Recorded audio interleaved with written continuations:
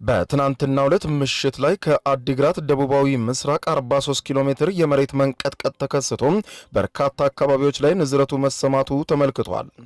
ትናንትና ከምሽቱ 1 ሰዓት ከ30 ተከስቷል የተባለው ይሄው የመሬት መንቀጥቀጥ በሬክተር ስኬል 4.5 የተለካ እንደሆነ የአሜሪካ ጂኦሎጂካል ሰርቬይ ያሰራጨው መረጃ ያሳያል።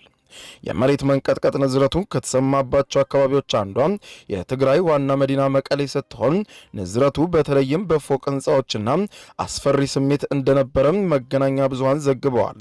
ከጥቅምት 2 ቀን 2018 ዓ.ም ወዲህ ንዝረቱ ትግራይና አፋር በርካታ አካባቢዎች ጎልቶ የሚሰማ የተለያየ ልኬት ያለው መሬት መንቀጥቀጥ እየተሰማ ሲሆን በተለይም ባሳለፍነው እሁድ ዕለት ጥቅምት 2 ቀን 2018 ዓ.ም የተከሰተው የመሬት መንቀጥቀጥ በሬክተር ስኬል 5.6 የተለካ ሲሆን አፋር ክልል የሰው ህይወት ቀጥፎ በርካታ ቤቶችንም አፍርሶ ከ40 ሺህ በላይ ሰዎችንም ያለ መጠለያ እንዲቀሩ ማድረጉ መዘገቡ አይዘነጋም። በተመሳሳይ በትግራይ ምስራቃዊ ዞን አጽቢ ወንበርታ ወረዳ ቤቶች እንዲፈርሱ ምክንያት እንደሆነ አይዘነጋም። አሁን ደግሞ በትናንትናው ዕለት የተከሰተው በሬክተር ስኬል 4.5 የተለካው የመሬት መንቀጥቀጥ በርካታ አካባቢዎች ላይ የተሰማ ሲሆን ስጋትን እንዳጫረም ተመልክቷል።